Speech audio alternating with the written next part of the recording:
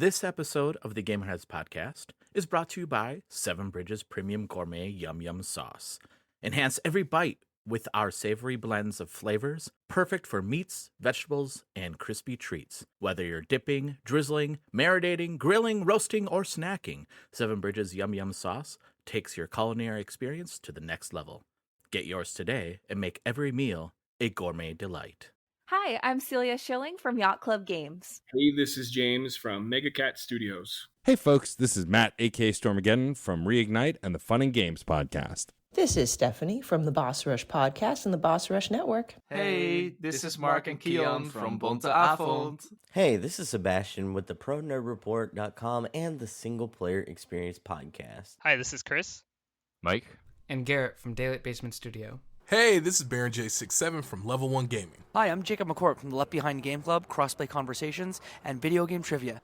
Hey, this is Todd Mitchell from Code Right Play. Salutations, this is Mike Carroll from Stroll Art. Hey, this is Jeff Moonen from Fun and Games Podcast. What's good, y'all? This is Adam from Respawn Aimfire. Hey, this is Patrick from the Backlog Odyssey. Hey, this is Rune from Runic Codes. Hi, this is Andrew from Spalato Bros.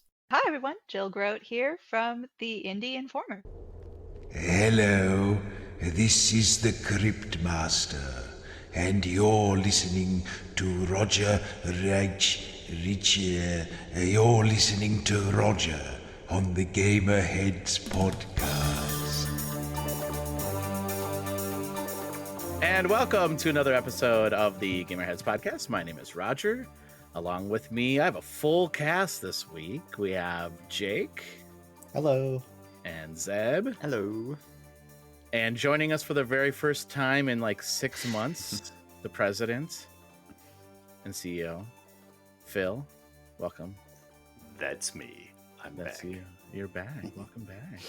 And then we have a very special guest, somebody that's been on the show 1,815 times. Mm-hmm. Actual count. And actually, after this show, I hear that they're going to take over the Gamerheads podcast. Yeah. It's Jill. Hi, everybody. We need to start giving out jackets like SNL does after. I want a letter jacket, damn it! Well, I was lettered in Gamerheads. Well. First of all, Jill does have a special gift. I do. Oh, yeah. Where is it? I think it's... yeah, it's so special. Very special. No, I think it's within arm's distance, but I can't find it. So I must have put it in the... Hang on, let me pull this to the back of the toilet. Yeah, nobody panic.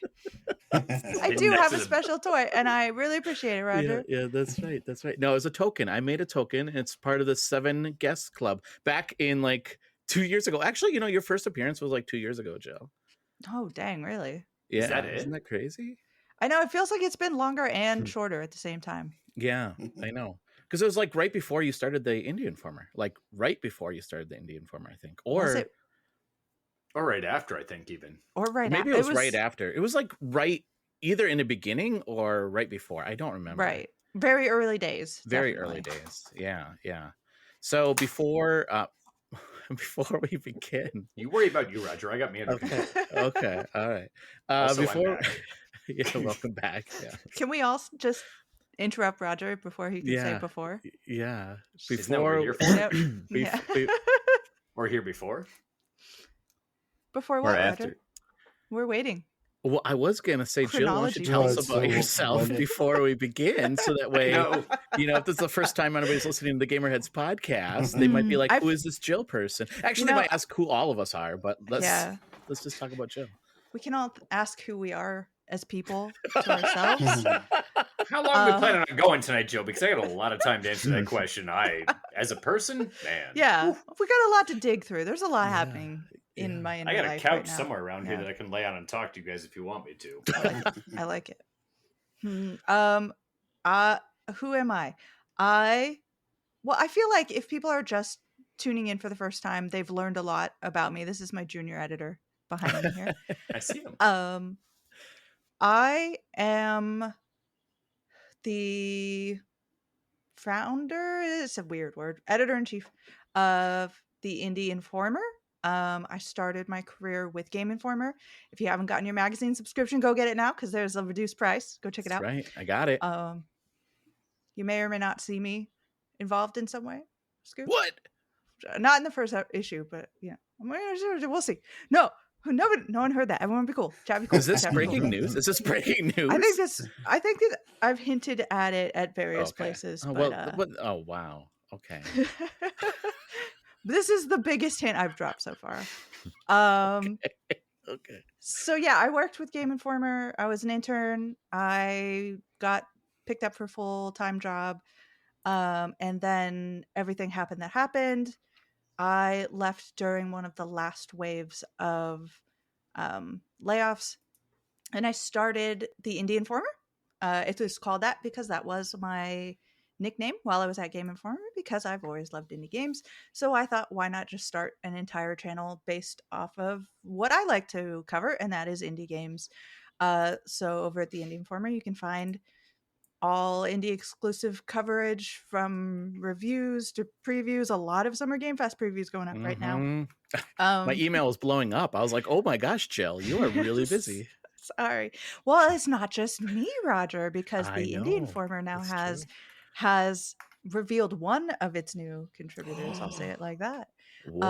Peter Hunt. I'm sorry, Peter. I can't say your last name. But I'm sorry. Peter doesn't listen to this podcast anyway, so it's don't okay. worry. It's fine. Yeah, and he's been putting up a lot of his stuff this week, which has been really awesome. Yeah. But he was former at The Gamer, and the same thing has happened to him that's happened to basically all of us. Yeah. So he's over here writing for us, which is amazing.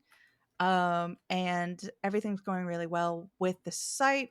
It's kind of wild to see how far it's come in the last couple of years. I don't remember. I don't know. I don't remember maybe how long it has I've been been doing more. this. I mean, yeah, maybe it has been 3 years. I don't know. It might be 3 years at this point. Maybe. But I'll go back and do the math sometime. You don't become a writer because you're great at math. You know, Roger? That's fair. That's true. But yeah, I'm really excited to, of course, come back on the podcast for my 800th millionth time, and sit down finally and have a non-event week eventually. Yeah. Yes, Phil, can I help you? Do we honestly have any idea how many times you've been on? No, No. we really don't. We really It's a don't. lot. It is a lot. It is. You are the most guested guest we've ever had. 12 to 15? I would say that's probably true. Probably That in is- that area, yeah. Yeah, that is Yeah. probably true. Because I Oh, mean, wait, if you count the episodes we did at PAX as well, like Right. Yeah. for sure. I wouldn't be surprised if it were a larger number. Like at this point, I'm like, it really could be in the hundreds, you know? Like It could be. It could be. but I it's think- probably a more reasonable, like dozen-ish. I mean, I have you on at least twice a year, at least, because At least. usually. You got to do the pretty indie forward check-ins. chill as far as like that goes. Yeah, that is actually true. I think we have you on probably 3 times a year, because I have you on the beginning, the middle, and then the end of the year for Yeah. sure. And Mhm. then if there's like a big announcement, I'm like, hey, Jill, what are you doing? You want to jump on the podcast? And then like, hey, Jill, you want to record at PAX? So like, there's probably quite a bit, actually, more than. But like, it's unfortunate that there's no sort of record we could look back know, at. I There's know. no way. There's nothing. There's So, like, nothing. there's no way Can't to search know. the previous No, episodes. That's for damn no. sure. Right. That's There's no impossible. proof. There's no proof of this. So, but I will say this: there are people that are gunning for that title of most guested guest. Ooh. So Who do I just have to telling you. mur? Wow. Well, I'm not gonna give Jill, names I'll take because mine for you. Don't you worry about this, Jill. You keep your hands clean. I got your back. Okay. I appreciate that. it says the guy that came back 6 months, like after 6 months hiatus. You want to take your spot too? Wow. Anyway, welcome, Jill. Step Welcome. backwards. Thank Welcome you, to Roger. the It's show. great to be back on. Yeah. So I have an icebreaker before we get into our main topic this week. So I'll tell you how I came up with this icebreaker.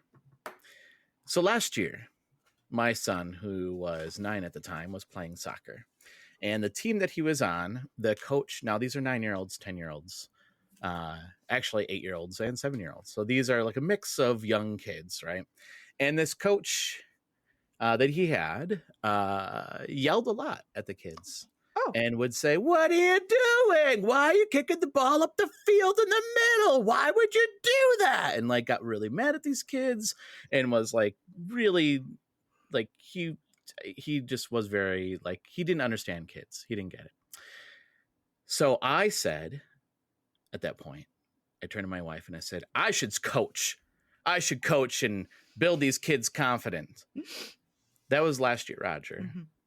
This year, my wife's soccer sign up happens and she turns to me. She's like, so are you going to coach? Like you said you're going to? And I'm like, oh, no. So I said yes. And we had our first game yesterday. And it didn't go well. I'll just say that. I will say Rocket League did not teach me much of anything. I've been Putting wheels on all the kids was maybe not a great move for the first game. Yeah, that was I thought that maybe, having them drive, big rigs around might be okay, but it turned out not to be. So it's in my defense, I will say this. I'm only given 15 minutes to work with the kids before a game. We don't have any other organized team practice or anything. So I'm first learning these kids' names, and I'm like, you there with the red shorts, come over here.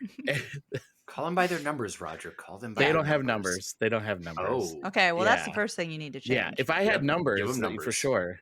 Yeah, so it's been rough. So my icebreaker question. Oh, go ahead. Yes. Before we get to the icebreaker, I want to point out that at least these kids didn't get yelled at. That's true. So that better is true. overall than all of last year. Well, at least by their names. He's just yelling red shirt. Hey, guy. you. Red shorts, black Red shorts. Yeah, hey, red shorts. Sucks. Pull your shin pads up. Why are you kicking it that way? Red shorts. Half the kids wear red shirts, right? So. Yeah. No, it's true. Like I tried, I told them I have 3 rules. Rule number 1, have fun. Rule number 2, good sportsmanship. Rule number 3, support one another. Those are my 3 rules. That's all I care about. And I said, I don't care if we win or lose. And one kid said, you don't care if we don't win? And I was like, no, You will. Do you? And they said, yeah. That's sort of sad. Like, Why? I mean, I want him to want to win, but, for that to be the first question of that kid's. Yeah, like, I know. Yeah. Roger, when you start 0-6, you'll start to want to win. Well, You'll so just want that one. Here's the thing, like they don't keep track of score, so there's no like record or anything either. But the kids are keeping track of score, so they come up the field and they're like, they scored 4 goals against us, and I'm like, well, if you can play defense, I can understand why that guy was yelling before. But anyway, and I don't have an assistant coach; it's just me, so it's been fun. Where the other team has an assistant coach. It's just me. So, my icebreaker to you all I'm ready. is, have you ever signed up for something, an event or a challenge, and instantly realized you were in way over your head? So I'll start with Jake. I'm going to start with you, Jake. Oh, have you ever signed up for something, either an event or a challenge, and you instantly realized that you were in way over your head? Yeah. Oh my gosh, I saw the fear in your eyes. PTSD kicked in. I was going through my mind palace, and I finally found the door that opened up the cobwebs or whatever. I used to work at a summer camp, and I was in the kitchen for the summer camp. I used to be a camper there. I was a camper there for like 6 years or something like that, and then you kind of move over to staff after that if you want. So at the age of 12 you moved over to staff? Is that... no, I was 16, maybe 15, okay. something like that. 16, 17. And so I got put on as kitchen staff, and so there was 2 like kitchen cooks. There was a head chef, and then like the sous chef. I don't know what it's called. Sous chef. It's a sous chef. You're right. Yeah, like the at a camp. They had a sous chef at a camp. Well, it's like you get a right hand and a left hand. Yeah. It's kind of like there's the head chef that does like all the ordering of food, all the planning of meals and stuff like that, and then there was the sous chef that did kind of like the other parts. He executes. Yeah. So anyways, so I was a lonely kitchen person, A and scullery. a scullery, sure, or a, I don't know, some sort of other kitchen jargon. Gotta watch the bear. This is great. This is I fantastic. know. I need to watch the bear more. So this is just setting the field for how under prepared Yes, you were. yes, we're getting there. Okay, so my first year I did kitchen, and I really enjoyed it. I thought it was really fun, and I didn't have that much responsibility because I was really low on the kitchen totem pole. How Anyways, low is really low? well, it was head cook, assistant head cook. I think that's what it was called, assistant head cook. Okay. And then the two kitchen staff. That was me. So I was at the very bottom of the kitchen staff totem. Anyways, that You're judging in the story here. okay, I'm trying to get to it. So that year went really well, and then the next year I went in as wanting to do kitchen again, and they were like, well, we don't actually have someone for assistant head cook. Would you like to do that? And I was like, moving up. Yeah, Mhm, sure. mhm. Like Yeah. that sounds really cool. And so that happened, and then maybe like 2 weeks before camp was gonna like be starting, they called me and were like, so we actually don't have a head cook either. Oh man. I've been there, Jake. I've been there, man. This is So a fake it till you make it yeah, situation. so they were like, would you like to be head cook? And I'm like, And assistant cook? Can you do both? Is that what they're going to ask you? well, Yeah, no problem. yeah, well, they were like, well, we're gonna look for a head cook, but if we can't find one, could you fill that responsibility and stuff like that? And the moment you said yes was the moment they stopped looking. I'm going to tell you that right now. Yeah, probably. But then they also picked that everyone kind of moved up, where we had now 3 kitchen staff, and then I had to pick a assistant head cook through those kitchen staff. And so we were all new in new roles and stuff like that, and it was probably the worst time I ever had. It was so stressful. I was having to like I said, I had to get all the food, make sure that we had enough food for everyone and stuff like that, and then like I had to time out meals and stuff, and it was just, I was way over my head, and I did not like it at all. And then I didn't get to come back the year after. They didn't want me back. Lucky. Wow.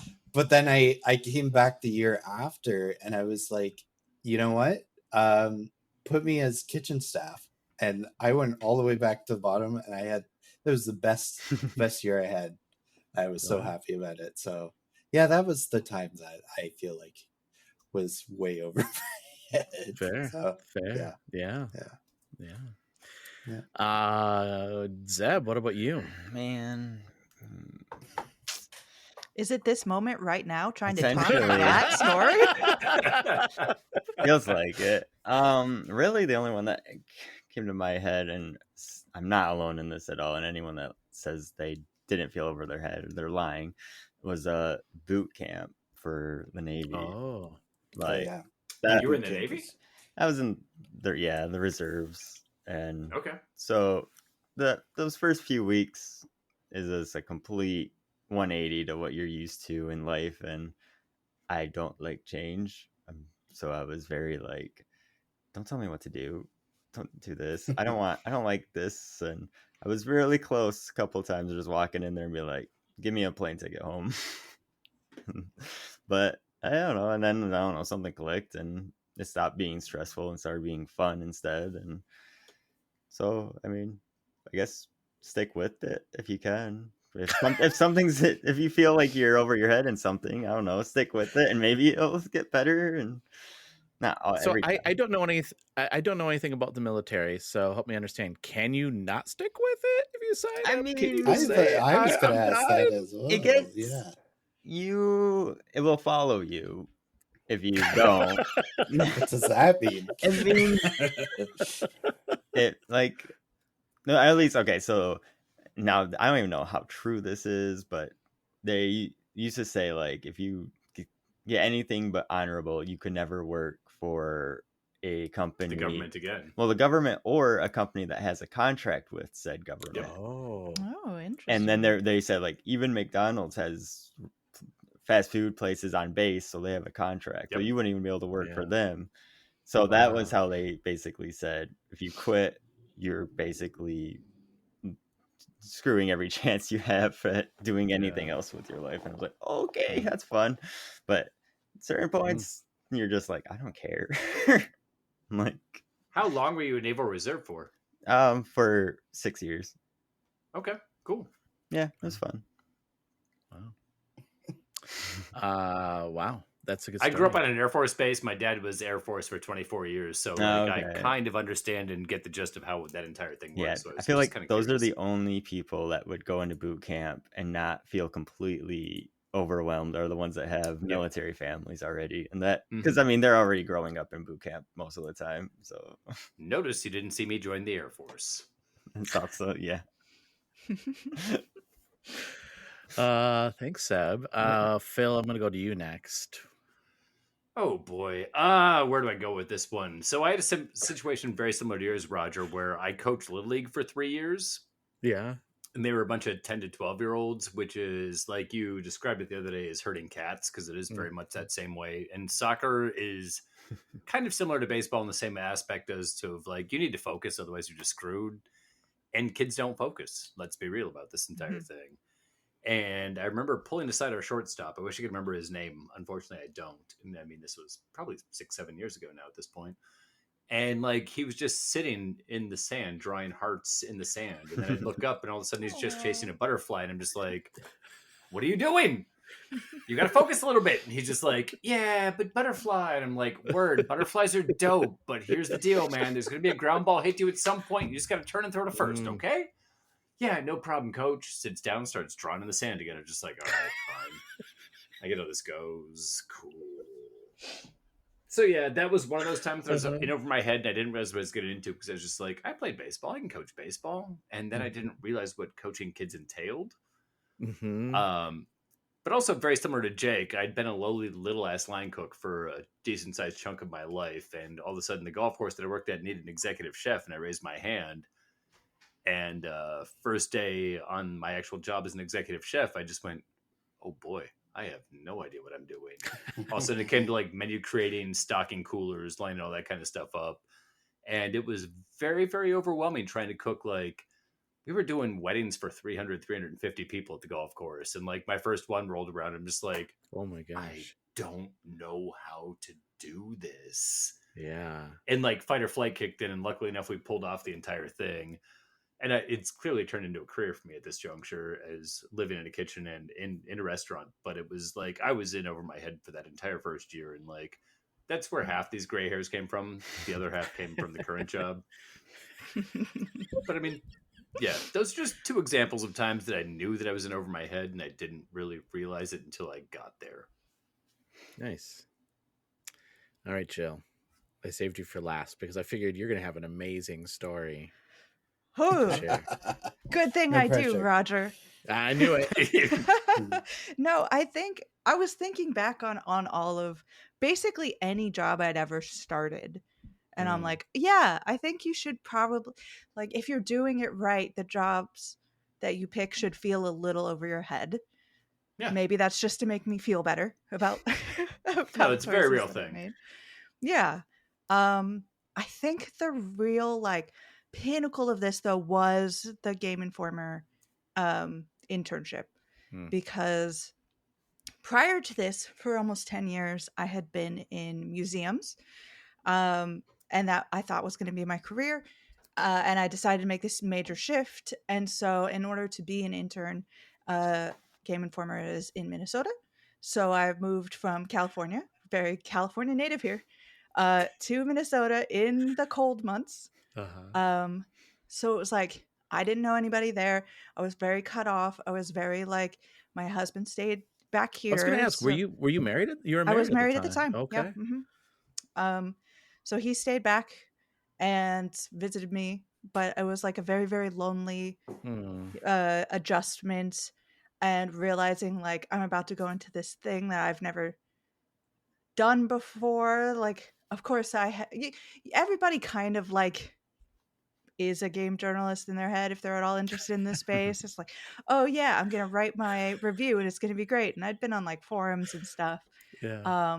But I didn't really have a concept of how the business of it all worked. And there is, to some things it's like remarkably it's remarkably informal with how things actually get done. And then some things have like very strict, like this is how you do things. And I didn't know any of this. I didn't know any of the rules. I didn't know what you could ask for, what you couldn't ask for. I didn't know what I should be asking for myself. Like, if it had been a situation, thank God all the Game Informers are lovely, great people. But like, if it had been a situation where it was an abusive space, I mean, I wouldn't have known not to get taken advantage of, and I had no way to get out because I was there in the middle of thousands of miles away from my home, no friends, no family. So I think that first day getting up, there was like not quite snow on the ground, but it was colder than like I'd ever been. Getting like all my little jackets and stuff zipped up and walking over and realizing like, oh my God, I have no idea what I have put myself into. I don't know what I'm supposed to do. I don't know if I'm even capable of this. And I'm like on the walk over, and I planned to be like 5 minutes walk away so that I wouldn't have to be in the weather any longer than I had to be. I'm just like, maybe I just turn around right now and I say, no, I can't do this. It was a mistake and I'm leaving. And I did that like 20 times on the way. I'm just like, wow. And every time I'm like, no, I have to see this through, even if it like crashes and burns at this point, because it turned out pretty well. It turned out pretty well. Look at that. Well, yeah. How long did you live in Minnesota for? 4-ish months, right around there. Okay. Yeah.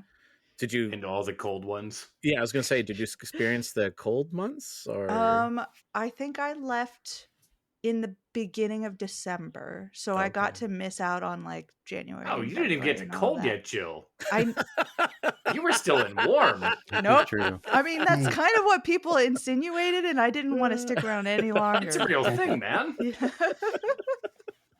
I got back to California and I just kissed the ground. Like, thank God. The snowless ground. There's still leaves on the trees here. Oh, that's funny.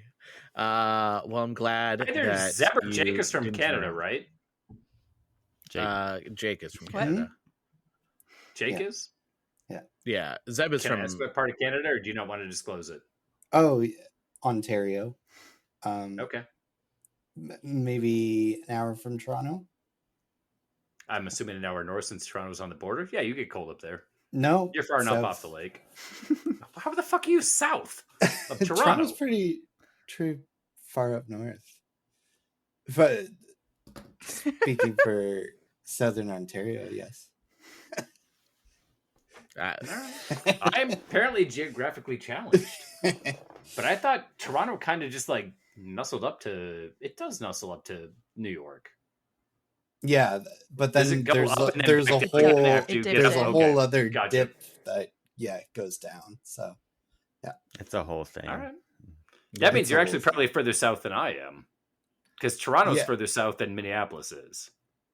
Yeah, maybe it does, really is, which is weird. Yeah, but it's a true thing. It goes down pretty far. Like, I'm pretty sure me and Zeb are pretty much perpendicular from each other. Yeah, you're probably close to the same that I'm at too, then. Yeah, probably. Yeah. If you go all the way.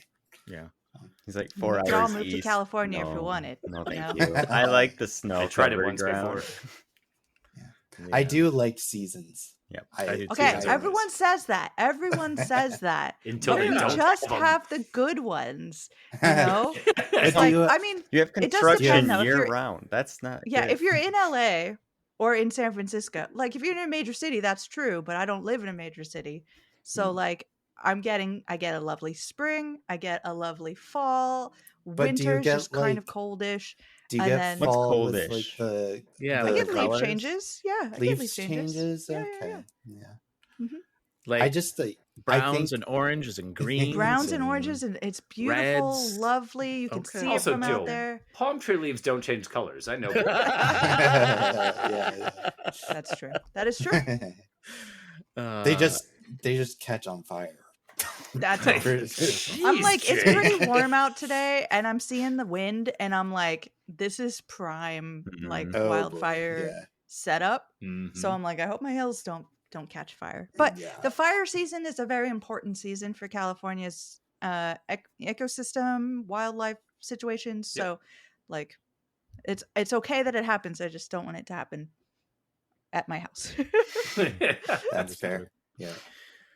Well, thanks everybody for humoring me in my. I don't feel so bad anymore. I feel like I'm amongst other people that also experienced angst, and Pretty sure everyone. I'm gonna do it again tomorrow. You can do Roger, it. if you've never met somebody that struggled being in over their head, you're talking to a bunch of people that are way too don't wanna talk to. overprivileged, man. Like those are not That's the people true. you want to Or associate way with. overconfident. Yeah, Yeah. you want to talk to yeah. us commoners, not the people that are up high. You Yeah. want to talk to us mid grounders and low levels. Roger, true. stop talking to the Kardashians. Okay, you're right. Yeah, Roger's just always hanging out. Yeah, you know me. Hanging out Chloe with on the other line. You know. Yeah, I don't. I mean, I barely know their first names, but have them on speed dial. So, okay, let's move into our main topic. The reason that I have Jill here this week, well, I mean, besides the fact that I like having Jill on the podcast, I thought so. I like always doing this in the middle of the year. Talk about what are the contenders for indie game of the year so far. And I have a feeling I know some of your picks, Jill, but I try to pick things that I don't think you're going to pick, which is going to be pretty fun. But yeah, I figured we could all start with our lowest. I said pick 3, so like the lowest of the 3. I would say. I didn't rank them, Oh. Roger. Oh, but what? I also want to I don't point want out to that rank them. Oh, well, yeah, I mean, just Zeb, okay, just let's one, go. just one, then fine. Let's start with one. I also want to point out that I have picked ones that I believe will be in the game of the year discussion versus the games that I personally wanted to shout out, though I do have a few shout outs. Okay. Classic Jill. Breaking the rules. No one can tell me what to do. Yeah. I mean, to be fair, there was no rules. It was just pick 3. Roger's just making the rules up as he goes. He's like, we didn't even know there was going going to be an in with 3. icebreaker till it started. Yeah, honestly, yeah, that's true. I didn't even know there was going to be a podcast tonight until about 10 minutes ago. So Neither did I. Yeah. No, that's fair. That's okay. That's cool. Jill, since you are a guest, I'll let you start then. What's one game on your list? So the game that I believe at this point, should I put the game that I think is going to be talked about or the game that I would like to see that has a chance of getting there? Let's talk about the one that you think is going to be there. I wanted to see the latter personally, so hopefully that's number 2. I'll talk about that one, but I think we are going to see discussion about Claire Obscure Expedition 33. I think there's no way we don't see that as a discussion point for best indie, and I think there's going to be a lot of discussion about whether or not it is an indie.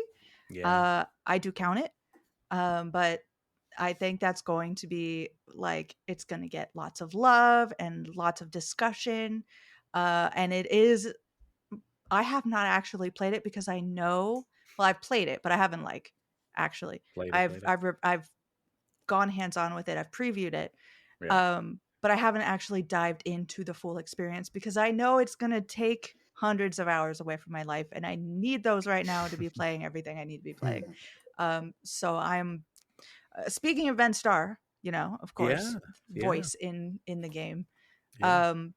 I think that this is going to be one of those, like, not only are indie fans gonna love it, but like the RPG sickos are gonna be in there. Like, this is the game, and I've heard wild discussion about how from like the mainstream audience, not just like the circles I'm usually hearing from, of like, this is a wild game, this is the game that's coming out of the left field and it's saving the whole genre. I'm like, I don't know if we're gonna go that far, but like I've heard nothing but love for this game, so there's no way it doesn't make it. Yeah. I have not played it.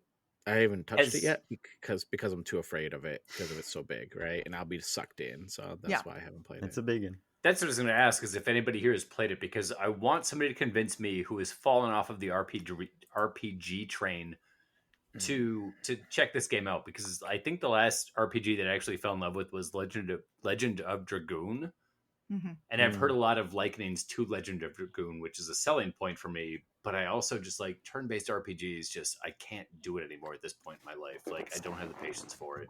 So I'm like halfway through Act 2 right now of Expedition, and it's a turn-based game, but it's not a just turn your brain off one. It's not your turn kind of game, because there's parrying, there's dodging. It's an active turn-based game, which I think is what changes, which is why people are saying, oh, this is going to bring turn-based back, because people were kind of bored of just like, okay, do my move and then wait. And this, I think, adds a little more, adds something different to it. And the story so far has been just mind-blowing. Right. So. That's what I understand. Like, the things I'm hearing about, like, oh, it's an active turn game. It's like, did we all play Sea of Stars? Because that was also that, and it was also very good. Yeah. So I'm like, well, I think what ultimately where I land on that is like, all of us need to be playing more indie games. Yeah. Like, that's fair.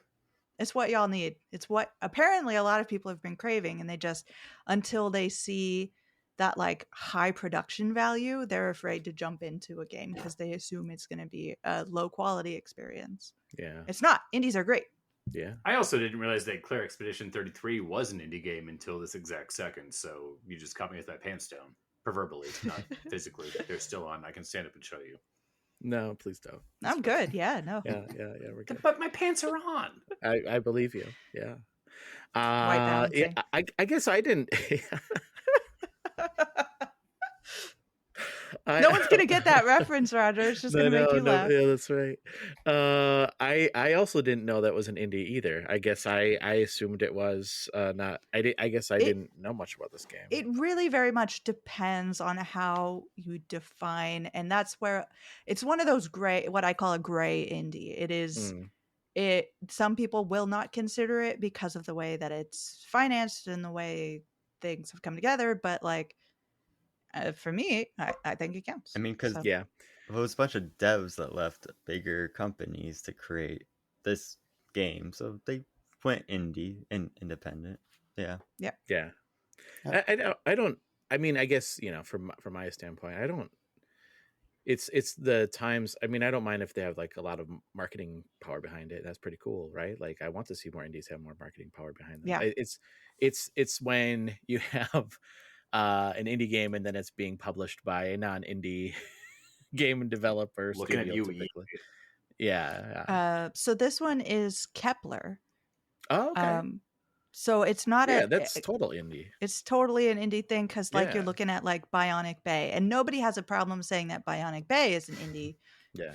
Just to say, as a comparison. Probably because stars associated with it. That too, yeah. There's a lot of like the look about it. It's like people want to say if it's high fidelity, then it's not indie, and it's like it's too polished. Yeah, a little bit, and it's too. I think there are a lot of people that equate indie with underground. So once it hits mainstream or success of any kind, I've had people argue with me that Hades is not an indie. I'm like, they're under no circumstance would that not be considered an indie, but they're like, no, because people know about it. And I'm like, that's Oh, that's not in interesting. any criteria See, for an but indie. I think that comes from like the music world, right? Yeah. Like the idea that because like the indie scene in the music world, like there is a sense that once you like there's songs like by Real Big Fish called Sellout, right? Like the fact that I just heard that like you today. did you really? Yeah. Yeah, I did. So I mean, I don't agree with that because I think indie in the game world is different. It's not the same as indie as in music. It can be, right? Like, but it is different. I think it Right. is a different it's a different medium. So Well, in my brain too, like, and it's a terrible thing to say, but indie games tend to have that 18 to 16-bit pixelated look to it, where if it doesn't, it automatically falls out of that genre for me, and that's just me kind of being shallow-minded. And I understand it's not necessarily the case, but it just seems that like just such a plethora of indie games do have that 8 to 16-bit look to them. Right. Where if it But doesn't then you look look like at that, it's something just like meh. Spiritfarer, one of the Yeah, best that's a indie good games. It's a really Mhm. lovely hand-drawn, beautiful game. But Hades. again, Hades, very good. Dredge, very, very even. good. Like, I mean, Dredge, there's games that yeah. are out there that don't look like that, but just in my brain, that's where it just registers automatically. And Yeah, I mean, and with I've convinced Unity, my brain not to work that way, but at the same I time, think- my brain says, eh. Yeah, I think some of it is. Oh, there goes my editor. Thank you very much. I think some of it is that indie games are very personal to the people making them. Absolutely. So a lot of people go nostalgic for their childhood. Mm-hmm. And what's freaking me out, because you've got that 16 8-bit, and that was the developer's childhood for a long time. But now you're starting to get to developers who are my age doing things that I remember as a kid. So now you're seeing a lot of like retro, like PlayStation 1 games are really popular right now. Yeah. And You're I'm starting like, to tickle oh, that that's N64 PS1 era now. Yeah. Because like everything's obviously getting older and evolving, so therefore it just like backtracks and sets in. I know where you're coming from. right. But I feel like I'm not old enough for the stuff I played to be retro. Hold on now. Me neither. I think the medium's a little bit more approachable too. Like I think like back in the day, like an independent game, it would still take a lot of time, and not saying that they don't take a lot of time now, but we do live in the age where like programs are available to be able to make games. You have assets that are easily accessible and stuff like that. So I think we're also, it's kind of like TV shows. Remember when VFX for TV shows used to be like just horrible, like Doctor Who, like 2005 looks scary. But 2005. Yeah, I know. thought that stuff looked good. That I was was just talking last about the year, man. 1970s. Yeah, that was like But- last year, right? You want to But, talk like, about Phantom Menace while we're at it? Jeez, man. even like Doctor Who now looks like 100 times better than it did. It's too good now. Yeah. 20 years ago, and it's like now we've got like Game of Thrones and all these crazy shows that look so much better and stuff like that. So Yeah. and it does tie into the technology that is available now. Absolutely. For Yeah. those. And, So and I do think that there's something to the fact that for better or for worse, a lot of like big studios do take longer because they have the ability to take longer, and they have more people, so they can focus on different things, right? And like an indie studio does want to get their game out as quickly as possible so that they can start reaping some of that money that they're spending on developers. Unfortunately, what we see is a lot of big studios then say, oh, this game is out, it's not doing very well, in 3 days we're pulling it, it's done. Like, what? What happened? Yeah. So anyway, good pick. Jake, I'm gonna go to you next. What's your game? What's your next game? What is your game? What's your first game? Do you have 3 games? I should ask you that first. yeah, I did kind of poke around the Next Fest that happened and stuff like that, and I've been kind of thinking about games that I played in the previous Next Fest or even PAX, stuff like that. But I did try out a game called Dispatch. Okay. I don't, Excellent choice. Yep. yeah. So if you don't know, it's a story-driven game where you play as a dispatcher for ex-supervillains. You yourself are a ex-hero, basically, who's kind of had to take this job at a dispatch facility, where so the kind of the whole premise is you look at a map of like crimes that are happening, or it might just be like a a person a kid left their balloon and it flew up into a tree, and you have to figure out which ex supervillain is going to be the best to be able to handle this situation. Ex Where supervillain? yeah, they're super Oh. villains and stuff like that. Like they're bad guys. It's kind of like a Suicide Squad-esque kind of predicament, but they're kind of like trying to become good guys in a way. And so you kind of have all these characters, and there's one guy that is like a tech bro, but he's got the face of a bat. Or there's a character that's like Clayface almost. And so you're trying to pick like the heroes that kind of or villains that are going to be the best to take on this mission and stuff like that. So you're so you kind of have like a it's kind of like a D&D kind of web kind of thing where it's like combat, like agility, all these kind of things. All the different and then, stats. Yeah, and then it will tell you Nice. what, like how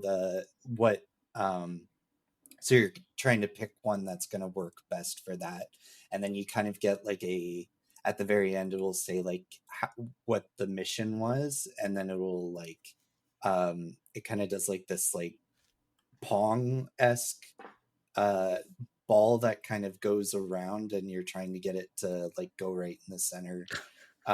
So it'll say like it's like you had a 95% success rate or something like that, or a 55% success rate, and then if you do it correctly, you win and stuff like that. It's really fun, and like it's all story driven as well. There's some really big it's Aaron Paul is like the main guy in it, and Jeffrey Wright, who's from like Westworld and stuff like that, he's in it. And then like there's a lot of like YouTubers as well, like Jacksepticeye is like a voice in it, and he's like a short strong man that got cursed with super strength, but is also just he's only 3 foot tall and stuff like that. So it's really cool. There's a lot of really it seems like a lot of like these people have like abilities, but then they also have like problems with these abilities and stuff like that, and I'm really kind of interested to see how that all plays out and stuff like that. So yeah, it's got some really good humor to it. It looks like the people that made it, it's called Ad Hoc. Yeah, Ad Hoc. It looks like it might be their first game, but it's like a lot of developers and people that made like the Walking Dead Telltale series, and like all those kind of story driven series and stuff like that. So yeah, it's looking really cool. So yeah. Is this is coming out this year, right? This is 2025. Yep. Okay. Yeah. And this is probably gonna do really well, right? We think probably. I think so. It looks like it should. It should. Because that's on my list of games on my fantasy critic. I think that might have been one of my first games actually I picked on the fantasy critic. Yeah. It was a good pick. It was a good pick. Thanks. Nice. Zeb, what about you? Okay. So my first game, and it's actually pretty good timing because this is one Jill brought up last time she was on the podcast. It was Wonder Stop. Yes. Because you Fantastic. talked about games to look forward to, and I played that one, and it absolutely floored me. So Jake can totally vouch for me for this. If there's something in a game that I know like to grind for, I will grind it in like a day. And people are like, really? And so I thought Wonder Stop, I'm like, I'm probably gonna beat this in like 2 hours, right? Like it's gonna be a game that I'll just be able to rush through. And it didn't. And it didn't force me to slow down either. It's just the way it was paced and everything. I wanted to take my time through it. It influenced me to slow down, and then just the message of the whole thing of you're not the mistakes you make and everything like that. It was just the game has stuck with me, just like 1,000 Times Resist stuck with me last year. So I definitely hope it's talked about a lot in the future because it came out early. Did it come out early this year, or was it last year? I don't remember. No, this is this year. It came out this year. Yeah. Really? Feels like it was. That's last another year. problem with thinking about games for this. I was like, so what games came out this year? If you were ever interested in looking, the Indie Informer has a lovely list of game releases for 2025. That's true. That's right. Good pick, Zeb. Phil, are you in on this? Did you play enough? Do you have picks or no? I mean, I don't want to put you on the spot. I do not have picks. I'm here to learn, man. It's okay with it. I don't care what I look like on the show or any show in general. I'm just here for the good times. Okay. Then I'll go. My first game that I'll talk wait, about. I got one. I don't. Okay. I didn't think so. Unbelievable. That was great. Perfect, Phil. Yeah, welcome back. The first game I'll talk about is called Into the Restless Ruins. Ooh, okay. So if you like blueprints, you will like Into the Restless Ruins. If you like Vampire Survivors, you will like Into the Restless Ruins. If you like puzzle games, you will like Into the Restless Ruins. So you are this character who is entering into these ruins, and you get cards, which are rooms that you play. And what you have to do is try to find all the seals to unlock the monster. And to do that, you have to play these different cards, and there's areas that have a fog of war over them, and you have to play the cards, connecting the rooms through doors to those fog of war and unlocking that. And then some of them will have a seal, and if you touch that seal, then that's one gate to let this monster basically go opens up. You have a torch, and you only have so much time on the torch, so the torch dwindles down. There are rooms though that you can get that will help you get more torch light or relight your torch. There are rooms that can get you new weapons. I really like the idea that you can retorch. You can retorch. Yeah, that's a word that I just made up right now. So. I really like that. Yeah, let's go with it. That was in my review. No, it wasn't actually. I don't think that word was in my review, but I made it up right now. And it's really good. It's a fun puzzle game. The first couple dungeons that I ran through, piece of cake. I was like, oh, this is super easy. And then the third one, I was like, okay, now it's starting to get hard. Because every time that you die, you get curse points. And if you get so many curse points, then you die. Your run is over. So it's a roguelike as well. So yeah, it's very good. Check it out. It's on all the systems, I think. And I really appreciate any game that delves into kind of the Celtic folklore. Oh yeah.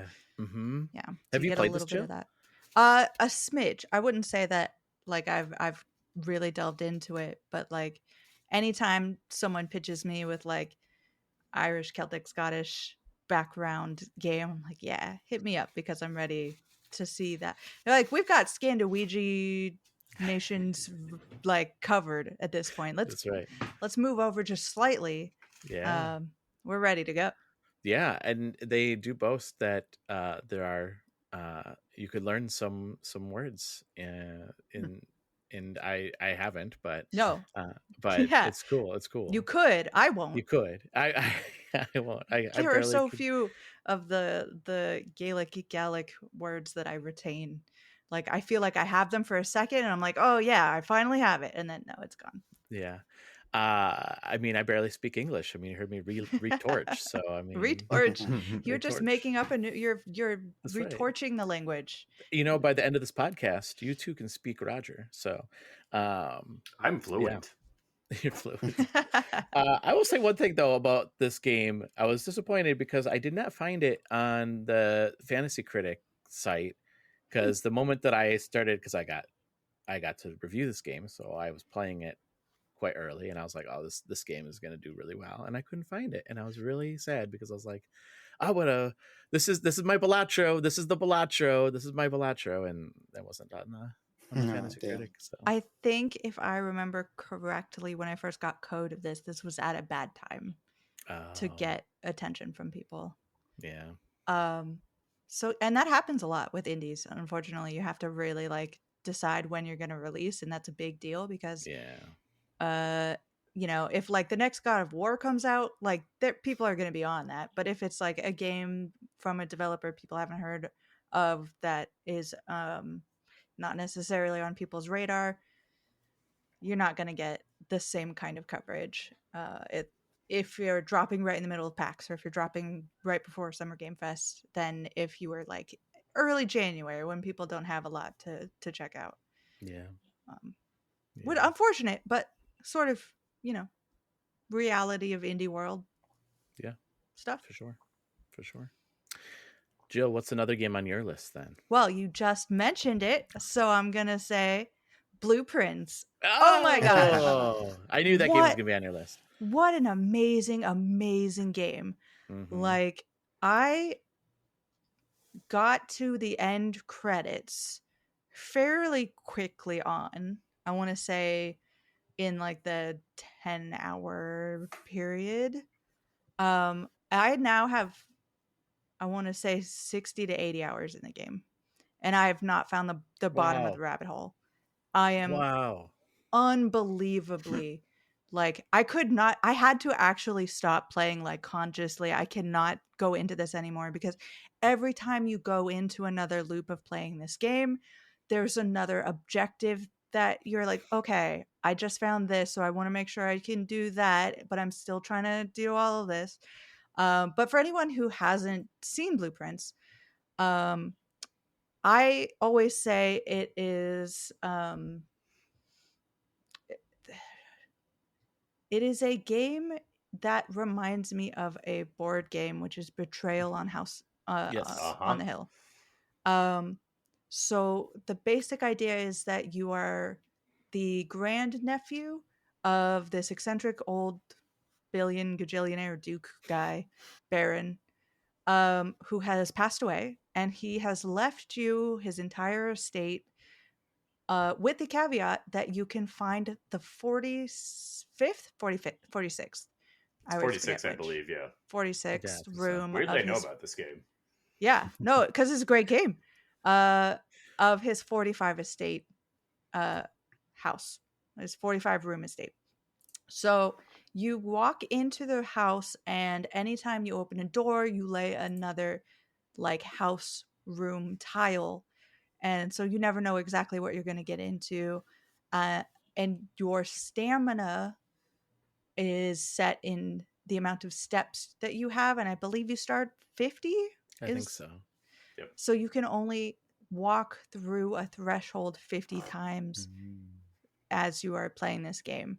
It is entirely puzzle based, and the puzzles begin, it's super excessive, excessive, but like We followed. so I speak so that Roger. you can like, you can grasp what's happening. If you just want to get to the 46th room and you want to see the credits, that really takes, it's a very low, very friendly level of puzzle to just get through and kind of put some pieces together. But the more you play this game, the more you start to realize patterns, and you recognize things that feel off or familiar, or patterns that keep popping up, and you're like, why is that? And the game is really good because it's a puzzle game that really draws you out if you are the curious type and you are the kind of person that can't just let it lie. Like, why do I keep seeing this? I'll note this for later. And then you enter a room that talks about that very thing. You're like, oh, this is the thing that I've been watching. And so now I have to go back and figure it out. So you're trying to get like different rooms for different things to like figure out the bigger puzzle. And then things go bigger and bigger from like how the rooms work to how the house works to how the grounds work to how the surrounding areas might work to how the family drama that's unfolding and you're trying to figure out what's really happened in your family to political things that have happened to historical things that have happened, and it just keeps piling and piling and piling, and you can go so far, and each of the puzzles is just really really cleverly designed so that you feel clever. So there are very few people who will go into this game and be like, it's way too hard, it puts you in the deep end. I've definitely seen people who have gone into it thinking it's going to be like, okay, I've got my notebook and I'm going to write, all the things down, and then be surprised when there's not that, and then it doesn't really evolve into that until later. But it goes like, I can't even tell you how it goes, because to tell you where it goes is to give away the secrets. But at its base, it is just a really satisfying, like, put the rooms in the house and walk through and make connections and try to get to this 46th room. Like, that at the basic level is really fun, and it's really hard to, because it's kind of rogue-likey. It's really hard to not start the next run when you get to like, oh no, I've run out all of my stamina. So, and I really wanted to get to this thing and I didn't get to it. So what if I just try one more time, or like the last room you get has this cryptic thing that unlocks something in your brain that you're like, oh, now I need to find that one room again so that I can do this, and then that leads to another puzzle and to another puzzle and to a bigger puzzle, and it's just the amount the creativity of all of the puzzles, the amount of the kinds of puzzles, the breadth of everything that you're kind of looking at and putting together, really really wild. And this game will 100% end up in a game of the year space somewhere. If not indie game of the year, it's going to be like possibly in like game of the year category. Like, I think it will end up overall, because there are too many people who just loved this game to not have it in that space. So. We just talked about art I mean, the art is so good in this game, right? Like, oh yeah. And that's one thing. The art and the sound is really good too. But to me, the thing that blows me away about this game is just the logic and what that room must look like, that they like must have had. The way I imagine they had all these postage stickers up and just like, okay, now if this happens and this happens and this happens, just strings, right, connecting all this stuff. Like, it must have been insane. It must have been insane, because like there's so much to this game, and I have a hard time wrapping my mind around, because I try to think like, how did they build this? How did they do this? And like my mind can't grasp it. I'm just like, that's insane. Like, just to think about like your design document must have been crazy. Yeah. I can tell you, Jill, also that Andy Reiner is a big fan of this game as well. He loved a man with good taste, Hey, let's not go too far. It's like some things are just as easy as, like, this isn't a spoiler. I think a lot of people have seen this. When you start the game, the camera does this really fun zoom into the entryway where you are then standing. One of the biggest like early aha moments is literally just turning around and walking outside, and there are things to see outside. Like, so much you're just like focused on building the house, and then to realize there's a world outside and there are things happening out there that are important to the story. It's just like, God, it's that simple, like it's I think if you compare it to like a Lorelei and the Laser Eyes, which I'm a very very big fan of as well, Lorelei is perhaps much more intimidating in that most of its puzzles are very you have to sit down and you have to puzzle it out and you have to logic it out. With a lot of the like from beginning to credits with blueprints, it really is just, oh, I never turned around before. Yeah. And I was now gonna say, that's is it one of those games that you can overthink and just like be like, oh, I was thinking way too much about that. Why did it not just? one of my favorite things when I watched a lot of people when it first came out kind of go through the initial runs.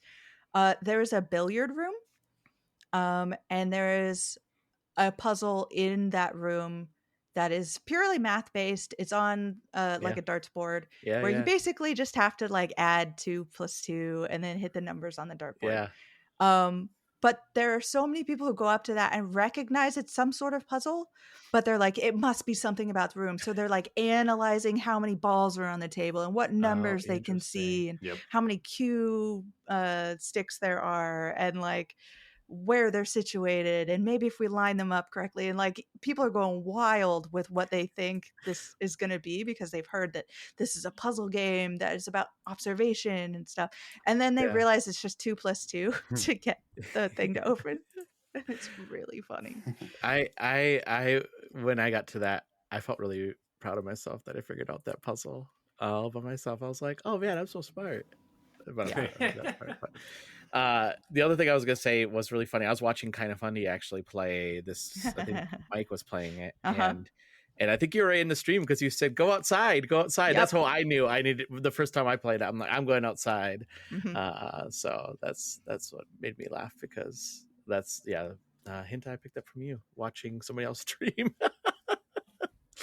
That's a good pick. Watching that stream too, even if you've played it before, you'll find new things. Yeah, there's like, crazy. wow, I just never happened to do this in this order or check this out. So yeah. I gotta play it again. Gosh, so good. Go play it, Roger. Right now. Right. We don't need this podcast. We've Jill, done you got enough. this, right? You got this, right? Yeah. Good pick. Jake, I think you're next. Do you have another game on your list? Yeah. So another one I have been kind of seeing a lot, and I'm really excited to actually play it when it does come out this year, is Moonlighter 2. Hell yeah. So I guess if you don't know Moonlighter 1, you basically are in a endless, not really endless, but like dungeon. It's kind of like a dungeon crawler type game, but you're collecting loot and relics from enemies that you fight or bosses that you fight. And then what you do is you go back to your home/shop that you own, and you sell those items during the day. So that's where kind of the Moonlighter comes out. Is you're working during the day, and then shop, and then you at night you go into the dungeons to try and get items and stuff like that. I didn't play too much of Moonlighter 1, but I did really enjoy what I did play, and I did pick up the demo for Moonlighter 2, and was playing a little bit of that, and it's quite fun.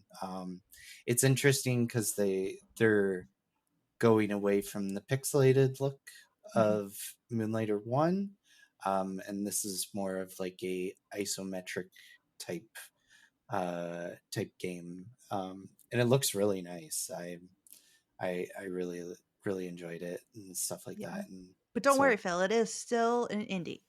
It is still an indie. Yeah. But it's kind of cool. Like I like that when you pick up relics and stuff like that, they all have attributes to them. So like one of the items that you pick up, it will say like if there's something to the right of this item, it'll burn it when you get out of the dungeon and stuff like that. So you kind of, there's almost like a Resident Evil inventory management to it, and you're trying to like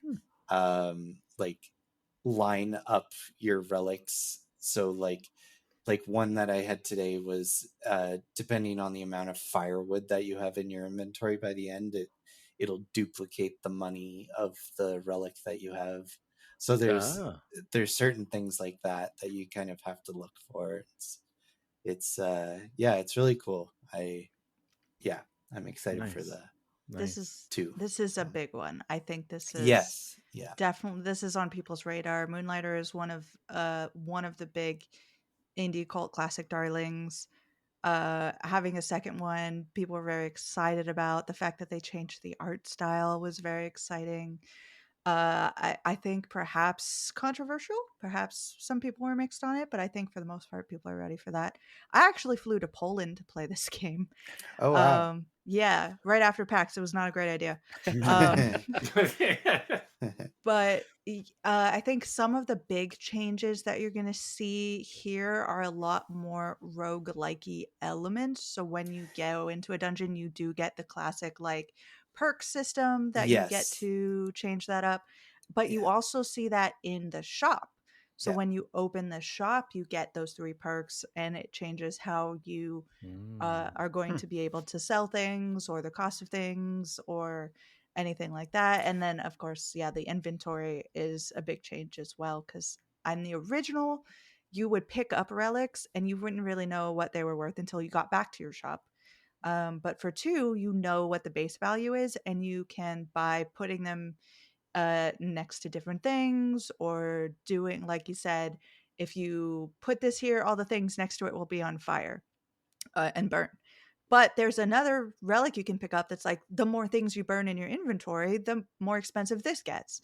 So you can really play around with how much everything's going to be worth before you even get back to your shop, and set the price, and then go with the perks there. And as far as story goes, it is a direct sequel. So at the end of Moonlighter, the original, you opened the 5th door to the 5th dungeon to discover that the dungeon's doors are not just like a door that opens up into like a real room space. It's really literally a portal to a different dimension. And so when you opened the 5th door, you have unleashed this entity who's like something the Collector. I forget what his big scary name is. And he's like, Bob the Collector, international interdimensional being that wants to collect like dimensions, essentially. And you've sort of unleashed this very bad power upon the world, and you have been sucked into a different dimension, which is where you start in Moonlighter 2. So you've got this whole sort of tension simmering in the background as well, but you still gotta pay rent, so you're doing the moonlighting. Did he not learn his lesson from the first game? No, he's got a moonlight. Never met Tom Nook. Yeah, that's true. Good point. Tom Nook, the interdimensional collector of Moonlighter. Yes. Well, there's kind of like a new, like it's called the Endless Vault for a reason, I guess you could say, and there's some interesting stuff with that that comes into play. Did you get the blob in your shop when you played?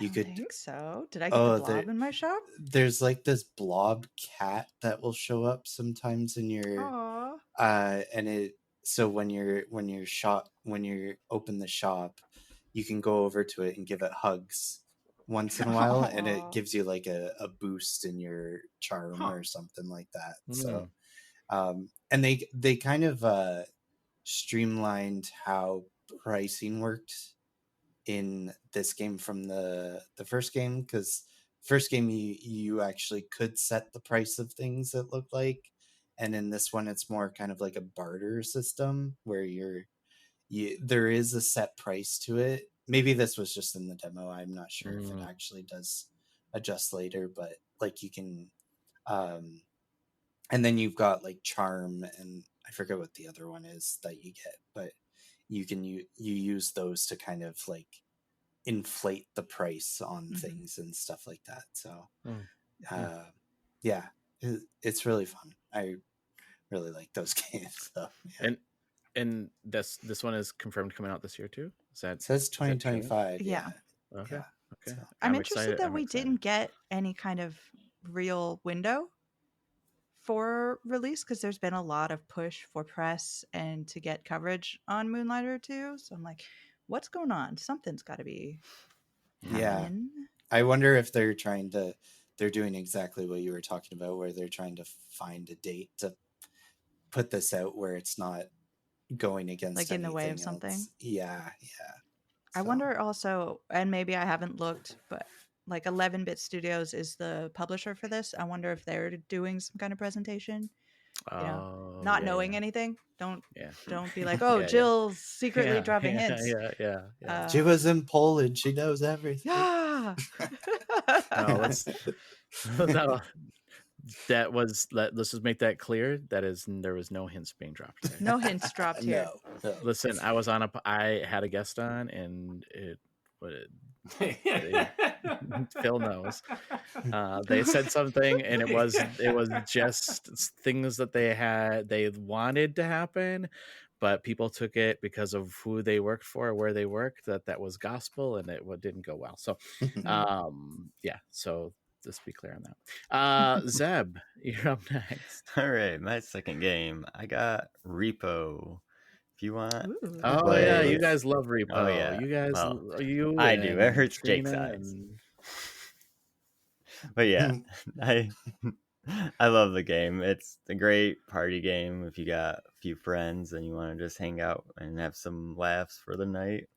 Yeah. What's it like? I think Safina was trying to explain it to me, and I was like, I don't know what that game is either. I bet she quoted Lethal Company because everyone. It's basically like a successor to that came out last year. Wait, Roger, you didn't play Lethal Company? No. Oh my gosh, are we all in for Lethal Company right now?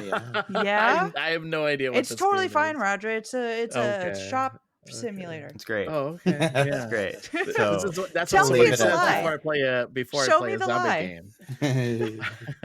It's great. So Lethal is much more on the horror side of it, where there we go. There it is. No, I don't know what you're talking about. There it is. Thank you, Zeb. You're right. You're welcome. It's where there's monsters. And Zeb gets a raise. Did you hear that, Phil? Zeb gets a raise. Wait, we get paid? Zeb raise. Write it in the notebook. Yeah, thank you. So Repo is like Wait, how do you spell raise? And R-A-Z-E. That's what I went with too, is R-A-Z-E. So we're burning down Zeb's house. Heard. I don't think my neighbors would like that. But Sucks Repo to is them. like Lethal, where you can collect stuff around the map. But the best part about Repo is you don't like just hold it in your inventory in your magical backpack. You actually have to carry it with you through the map. And if you bang into any walls or anything, it deducts value from it. So there's been plenty of times where I'm like, no, like this mirror Moonlighter, was too. worth $1,000. I don't know what you're talking about. It was never worth $20,000. Get out of here. So it's great. And then the modding community as well is amazing for both Lethal and Repo. There's like bigger lobby size and costumes, and it creates a variety in the game, so you can play the same game for like a year. Wow. We've done runs where it's like 20 people all in one ultimate chaos. One game. Yeah, it's that sounds nuts. wild. Yeah. That sounds wild. That sounds like Mario Kart World wild. True. Is that your other indie This game? is this is an indie section, Roger. indie. Get out of here with Sorry. this. A little indie Mario. One day I'll play with you guys, maybe. Probably. Yeah, I mean, you play Warframe with us. So you should I just do join play us in Warframe some with of you the all. games. Yeah, I should. Okay, that's a good pick. For me, my next pick is a game that I got to play 2 years ago, I think, at PAX, and then I got to interview the creator. So if you want to listen to the interview, you can on the gamerheadspodcast.com. And this game is called Starvaders. Oh yeah. So Starvaders has a little bit of mix of Space Invaders. That's where it gets the Vaders from, right? A little bit of chess, or I don't want to say chess, but like board game type strategy games. And it's a roguelike, and it's really good. So there are 3 different mechs the first one you start with is a gunner, but then you can unlock 2 other types, and each one plays so differently, and each pilot of the mech has their own abilities too, so they all play very differently as well. So there's quite a bit of combos here, and it's a deck builder, so you play different cards out of your deck, and depending on what kind of mech you have, you play differently. So for instance, the gunner uses a lot of bombs and bullets, so you have that, and then you can overheat, and sometimes overheating is okay because you might have special abilities when you overheat, but then also you burn cards, which means that they're junk, you can no longer use them. Yeah, it's a really good game. I and the art is so good, it's like anime style. It's fantastic, and it's a small team that built this game. And hearing them, I mean, you should go listen to the interview. But just hearing them, how they came about this game, and they started in college, building this game and talking about it and working on it.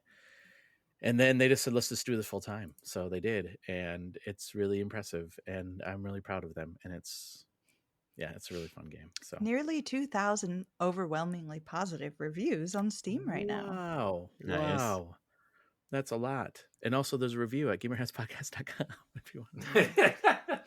Wait, what's the website? gamerheadspodcast.com. Was it theindianformer.com? Is that what you said? Wait, Jill, you've got a website? What? Go check it out. What's the name of it? Y'all want to go check out theindianformer.com. That girl. And probably all the games that you're talking about are on your site. So, hey, look at that. Yeah. I was talking about the release schedule, and I pulled it up for April 30th, and boom, there was Starvaders. There it is. There it is. All right, Jill. We're down to the last game. Last game, which will definitely be in the end of the year, game of the year, indie discussions with a bullet, is going to be Citizen Sleeper 2. Yeah. So fantastically beautiful.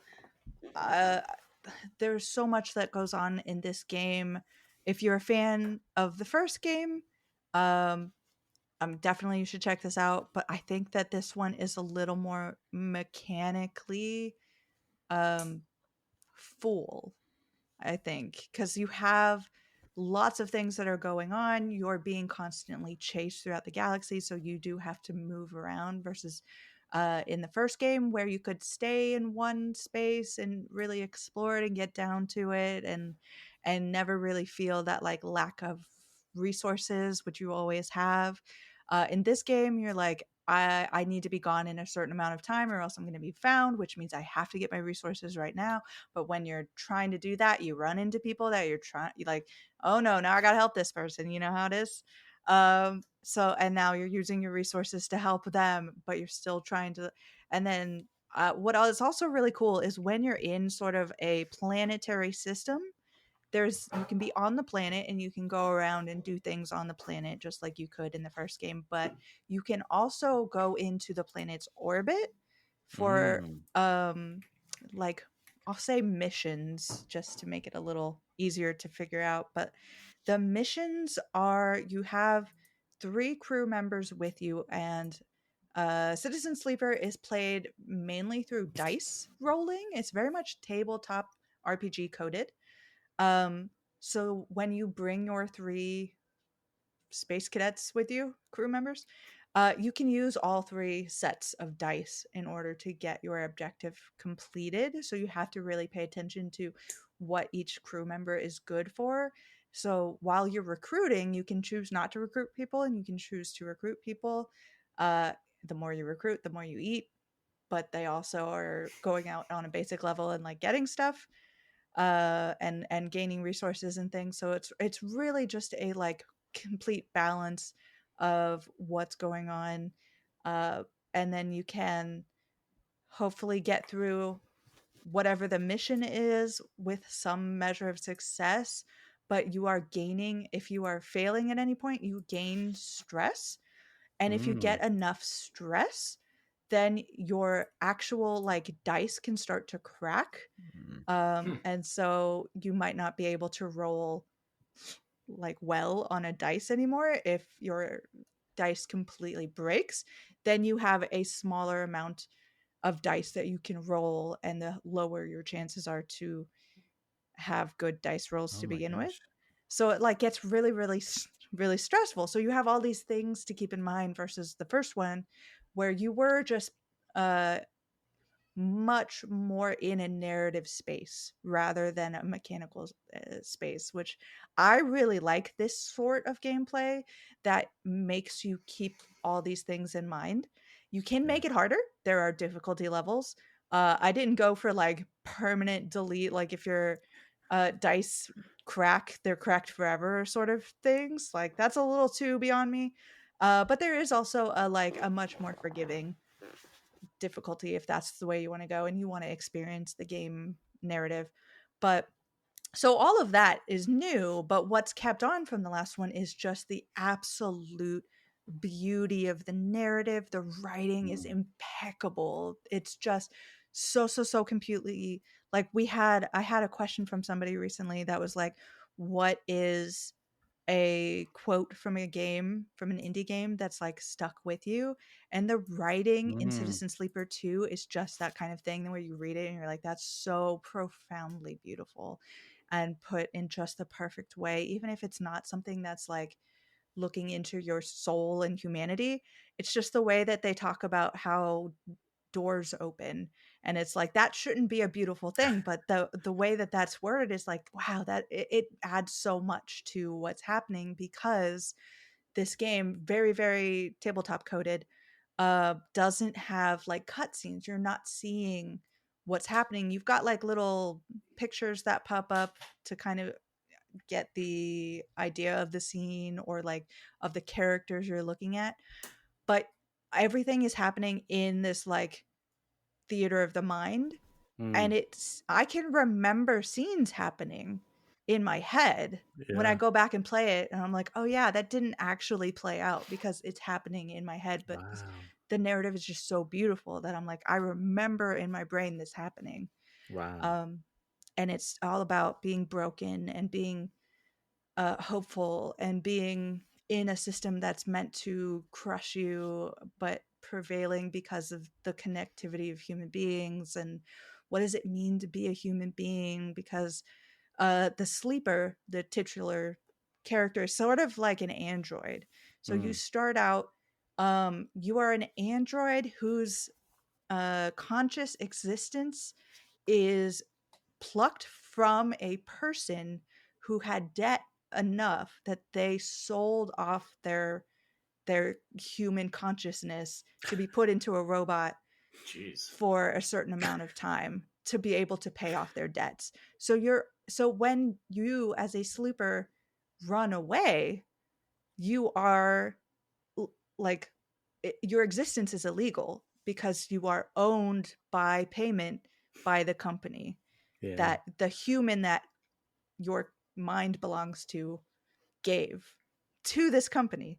So it's like, who is the real person? Is it the sleeper? Is it the person who's like in a coma somewhere without their memories? And it's really wild that it delves into that kind of really deep, what does it mean to be human? What does it mean to be yourself? What does it mean to have all of these things going on in a world that's bigger than you and everything terrible is happening, but there are still moments for yourself to take for yourself for joy and happiness. And do you contribute to that, or do you try to survive? And a lot of the times you can't have both. You can't survive and thrive in a world that's horrific and about the bottom line, and still care about humanity and do the right thing. So there's all of this conflict going on both in the narrative and in the mechanics, which I love so much. And I really want this game to be Game of the Year, but I think, I don't know. I'm worried. I'm worried because it came out like really early January. That's what I was going to ask. I mean, do you think the release of this so early in the year, which was fantastic, like everybody was talking about it, but do you think that is going to hurt it in the end? Yeah. I think people will remember that they liked it and Yeah. that it should be in the conversation, but I don't think they're going to have access to the same passion when you just walk off of a game. Yeah. As like, I don't know what's coming up. Well, actually I do. I have a whole list, but for I heard things there's a website called IndiaFormer.com that has all these lists of these games. yeah, you don't have connection to that feeling when you walked away and it was so raw in your mind. But I really, really hope people go back and kind of maybe replay it or reread what they wrote about it, because I think this deserves to be a very lauded, appreciated game. Yeah. And I think there's also, like, when everybody's playing it at the same time, and then that, you know, that hits the social media, that hits, like, you know, in essence, the water cooler, right? Like, everybody's talking about this game right now. And then, I mean, that's the one thing that I don't know, I miss when we were kids, like, because we didn't have as many games, right? So, like, the games like that you'd play, you talked for a really long time because you're like, oh, well, this is the only game that's really out right now. And there's just so many games, like, which is awesome. Yeah. Like, Yeah.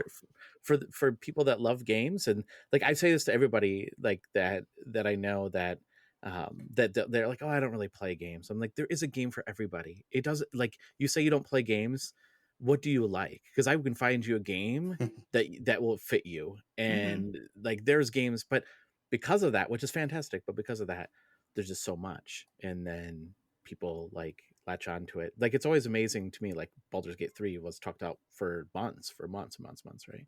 That doesn't happen real often. So we need like a half year reward.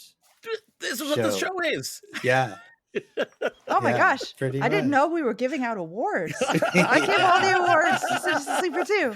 Oh no, I mean, like, not awards, but at least like a talk, right? To get people like, oh yeah, this is going on. The mid-year shoutouts. The mid-year shoutouts. Yeah, that's what this episode's gonna be called, the mid-year shoutouts. That's a good game. I'm embarrassed to say I have not played it yet. Oh, I'm Roger. so sorry. I know. Shame. You especially, I think, would love this. This would hit you so hard. Yeah, I know. I'm waiting for the end of the year so that way I'd be like, everybody, have you heard of this game? Yeah. Classic.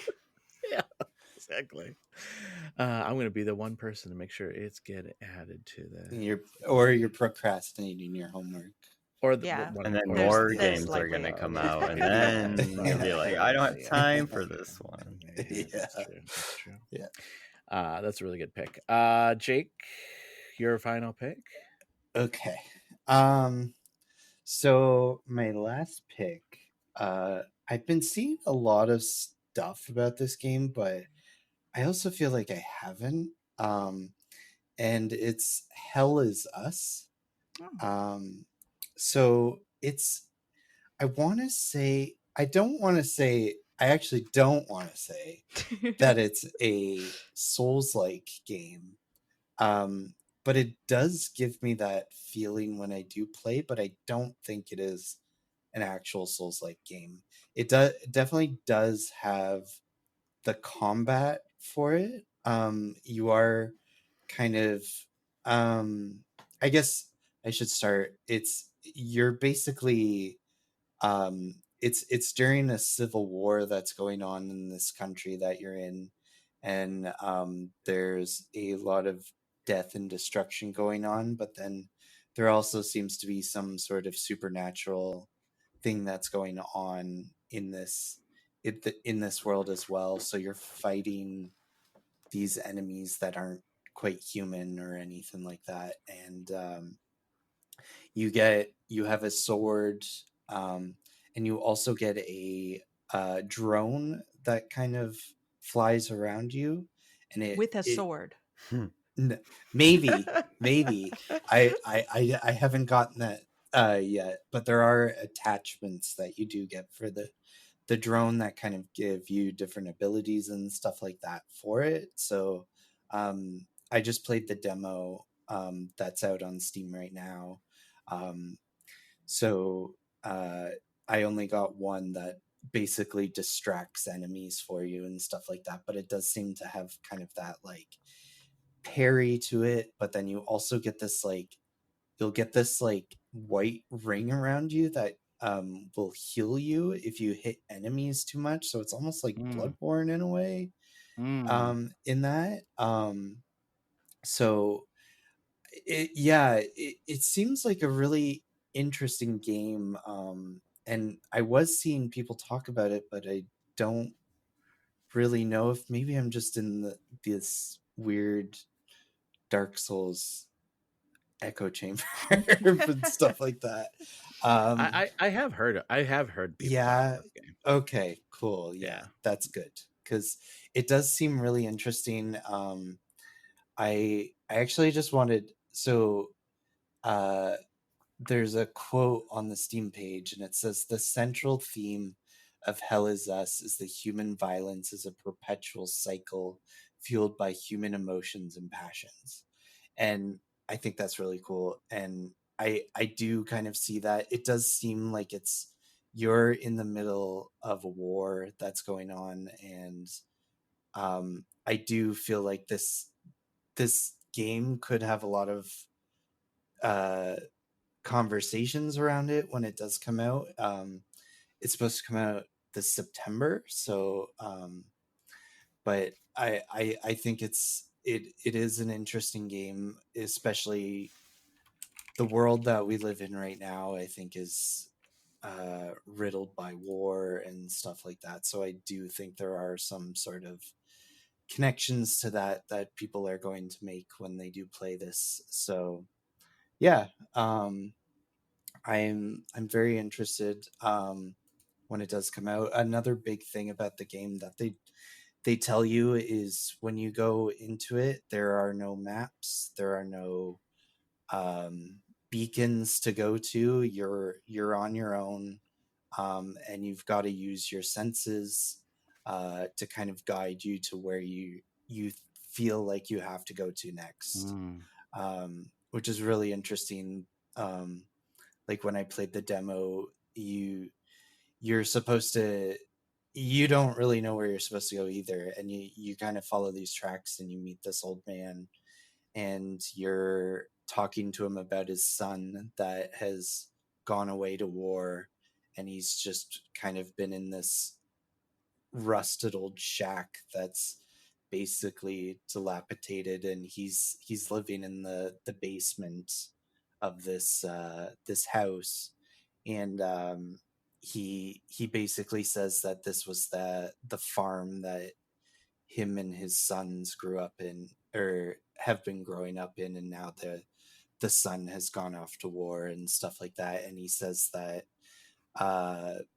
he put chimes around the forest to kind of make it so if his sons ever went into the forest, they wouldn't get lost. They could follow the chimes back to the house.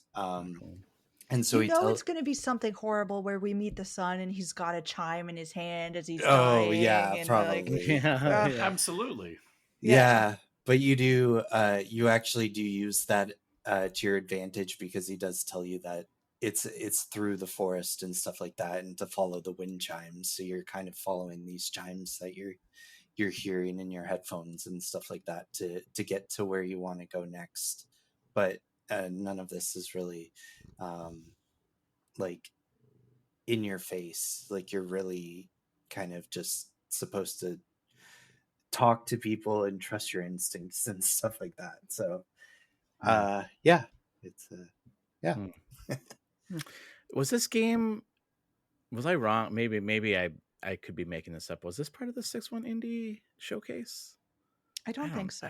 No. Okay. I don't think so. I know Yeah. I thought I saw it maybe I saw it at a different showcase, but Like maybe I'm wrong, and Mike's gonna come on here and be like, Jill, it's like a huge part of the showcase. Yeah. No, I could be wrong, but I bet you saw it 100 somewhere that in the summer season, I know it showed up in a showcase. Yeah. Like I just can't. I watched a lot of those showcases back to back, Roger. You know? Yeah. That's the thing. I know I saw it in a showcase. I just don't remember where I saw it. It So. might be Future Games. Maybe That could be. seems is Yeah. that's popping out to me, but no. Sorry if I got that wrong, y'all.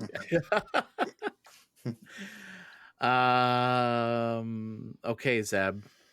The last one, eh? What's your final game? Yeah, last game. So I was lucky enough to review this for the Gamerheads podcast. It's Keep Driving. Where can we read that?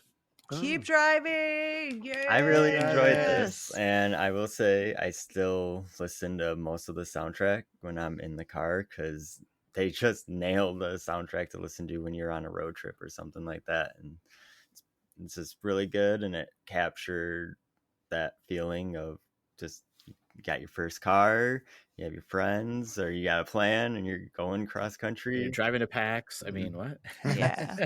You might need to call your dad if you run out of gas, and I just the way they just set up a roguelite driving game, just the mechanics and everything were genius. And like the difficulty setting is your relationship with your parents. If you and your parents don't talk at all, you're picking the hardest difficulty option because the game doesn't tell you that though, Zeb. It's true. So like I was role playing as a person who was like, rebellious teenager, and I'm like, I got into trouble like 2/3 of the way through, and I'm like, oh, I only have like 30% chance that my parents come to help me. Also, Jill, you were drinking and driving. I was drinking and driving, but Roger, who put the drink up to my lips? Who did it, Roger? Who was the person I just who opened the can and shoved it into my face, Roger? Oh my god, that was the best stream. That was so good. And it's just like, that's the moral lesson, everybody. Drinking and driving is real bad. Don't do it. Don't listen to Roger either. Yeah, don't listen to Roger. Both of which are fair. This is also another game that I need to play. This is on my list of games. I know when I saw you streaming it, I was like, oh, this looks really good. And then when we got the review code, I know, Zeb, like you were really excited to play this game. So I was like, yeah, you should review this for sure. Any game about a road trip is just, I love that stuff. I much prefer driving over flying. So any game that talks about that, it captures the magic, is perfect. So good. It captures that feeling amazingly. Good pick. All right, so for my final game, this game is going to win Game of the Year. There is no question in my mind that this game is going to win. It is a game that I think everybody can relate to. I'm so worried about what you're about to say. I mean, I'd say I'm already out. Who wouldn't relate to this? It is Promise Mascot Agency. Yes, Roger. That's the correct answer. We should all relate to it, Yes. Absolutely. So when I first started playing this game, I don't think this is a spoiler because it's like the first 5 minutes. This is not a spoiler. I thought I was playing the wrong game because you're a Yakuza and you are sent out to deliver this money. And I was like, what is going on here? And then shit hits the fan. You have to make a choice, which I don't know if it really matters what choice you really make. I'm interested to see if it. Okay, I'm interested. I'm paranoid, and I have theories about what would happen if he didn't, or if he did. But really, yeah. Okay, I see. I don't. I want to kind of go back and try the other way now. But yeah, so the first 5 minutes, 10 minutes, or whatever, I was like, "Am I playing the right game? I thought this was about running a mascot agency." Oh, there it is. So then you're exiled to this city that these mascots used to have an agency that these mascots would go off and be mascots for different show openings or store openings or whatever the case is. And the place is a brothel when you first get there, or was an ex-brothel. I don't remember. It's a love hotel, Roger. Oh, I'm sorry. A love hotel. I'm so sorry. You. Hotel? Okay. It is run by a severed pinky. which plays a part half into the whole pinky, half fairy. Let's be That's fair true. here. That's true. Let's be That's fair true. here. That's true because The game is That's wild. 100% true. That it's is the true. character. Yeah. Because like these characters are like a mix of Yeah, fairies or in game, the Yeah. mascots in it, like unlike in our reality where it's like a person Yes. inside a suit. Yeah. The mascots in this game are actual mythological folklore level beings. Yes. They have come from magical places and they are imbued with a kind of magic in and of themselves. So the severed pinky / fairy makes a little bit more sense Yes. Just a in that little. form, but not a lot. This is Not a not lot a more game than meant that, to yeah. make sense. No, but you know what it is though? It is. This is so weird. It's kind of a cozy game. So cozy, absolutely. And it's Yeah. kind of uplifting because here you have this guy who's kind of like this, scary guy that's like bringing these like ragtag mascots who like have nothing that people like society is just cast aside, and he's Right. like, no, we can do this. We can, because the whole thing is he needs to make money. He needs to make this money back that he lost. Yeah. And this is the only way he can make his money back is through this mascot agency. So, but he is like, he becomes like their like coach, like their Number like one champion. the number one champion, cheers him on, and there's like moments where like one of the characters, I can't remember, one of the mascots was like, oh, I was gonna make this logo, and like he's like, I love it, that's great, and he's like, really, you love it? And I was just like, oh my gosh, this is so touching. And it's just, again, down and out mascots that people gave up on, nobody cares about, and now you're bringing them back and you're gonna prove everybody wrong that this can happen in this town. And Right. And the what way a that great you do game. that is by driving. You can only traverse via a truck. Yes. But With the the pinky truck in the back. Yep. with Pinky in the back. The truck is also amphibious for some reason. So if you yes, go that's into right. the lake, you can Yeah. swim Yeah, around. You can upgrade the truck to have like turbo boosters Yeah. and like all kinds of different Yeah. weird things. As you go around, you collect cards. And these are your hero cards. Yes. So that when you send mascots on a mission, like to go celebrate like the opening of a bookstore or something, Yeah. something will go wrong. Mhm. Like Tofu, who is the absolute best mascot Tofu ever. is the best. And If anything ever happened to Tofu, and he or she or they have a very so low self-esteem, and they're the ones that was like, I made this logo and like this is beautiful, really, like, and then Tofu's always crying. He can't stop crying. has a little So- bite out of his head, like it's kind of sad. So you send Tofu. Oh, go ahead, Phil. What is this on? It's on Xbox. It's on a lot of things. Yeah, it's on Xbox. Like It's on drug speaking. Is what I mean. that's right. I mean, it was kind of a two-folded question when I asked that question, in all fairness, Jill, and I'm glad you picked up on that. But Yeah. My No, first it's question on was console, and my second things. one was drugs. Yeah. A lot of drugs. Just so many. Like the problem that Tofu runs into when you send him out on missions a lot is that he's trying to get through a door, but he'll get stuck because he's door shaped. Just tofu? Because he's a tofu. He's a giant piece of he's tofu. a giant tofu. So you have to use the cards in your hand because this game is also a card deck builder. Yeah. Oh man, I was so in until that point. No, Not like that. Don't worry. It's not. Don't it's worry. not like. It's not like that. It's not like a roguelike deck builder. It's really like you're collecting. Actually, Phil, you're gonna like this because you collect like player cards, and then you have to say, "Oh, I'm gonna attach this card to this character," so that way they have. So when Tofu gets stuck in a door, you say, "Hey, I'm going to call on the train conductor to go help him out," and then the train conductor That shows doesn't up. make any more sense, Jill. None of it makes sense, and None I of it promise you, does. as you play it, you just have to like forgo sense. The quote that I have in their accolades trailer, it says, I think this really sums it up.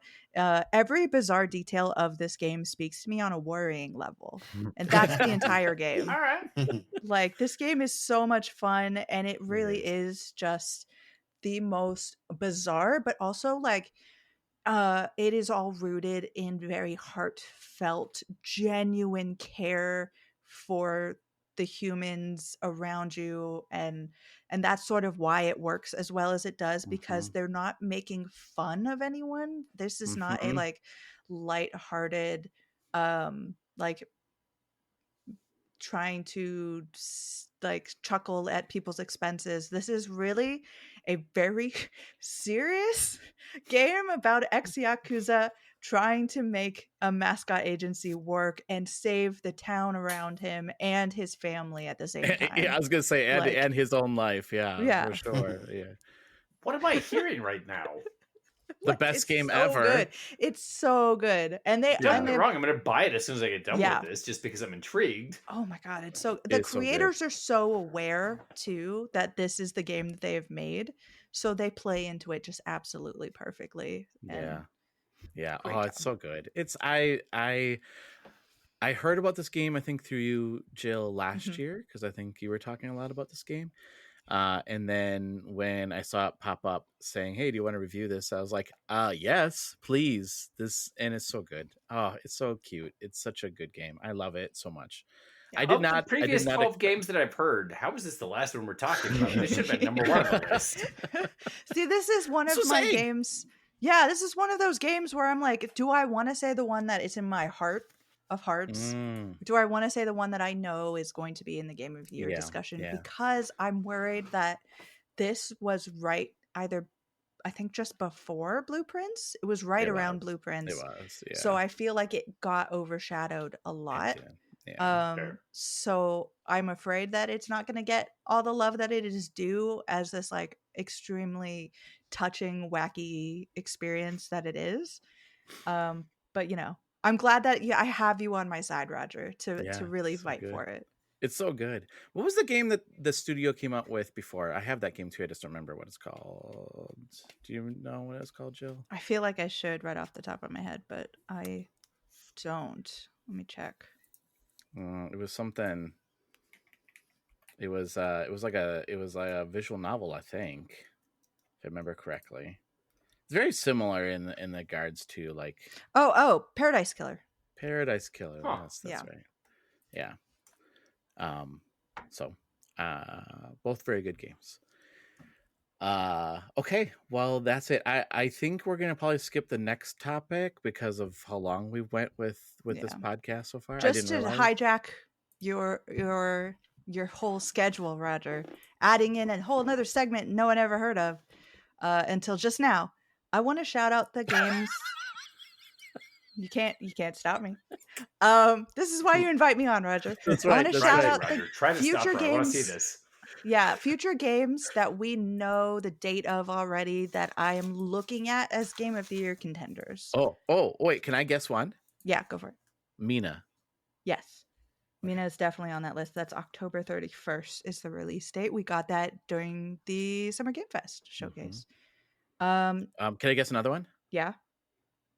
No, I'm not going to say that one because okay, I'm going to say it, but I'm saying it jokingly because they didn't have a release date. Okay. And I know why you're going to say.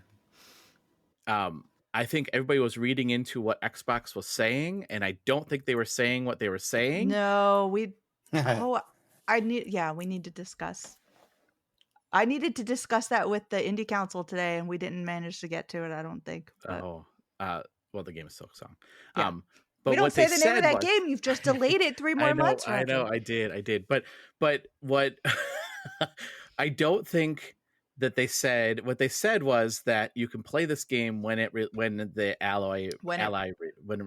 Yeah, Ally releases. Alloy. It's not. Alloy, they did not say that it was coming out at the same time. Exactly. And the developer also clarified that. So sometime between now and when the Ally comes out is when now and eventually when they think it'll come out. Yes. But now that you've said the name of the game, it's being pushed. Year. So unfortunate. Sorry about that, everybody. Coming July 10th, Everdeep Aurora is going to be. Oh, that game is so good. It's coming soon too. That game is so good. I just played. I played 2 demos. The demos, one at PAX, and then the one for Steam, and they were different. They were different demos. I know, it's gonna be and exciting. they highlighted it so differently. Like one was more about the digging mechanic. The other one was about the platforming. Did you see the Shovel Knight in there in the demo? Did you see? No. There was a picture Did of I? Shovel Knight in the background. Oh, in the like off background? That's yeah, adorable. Yeah.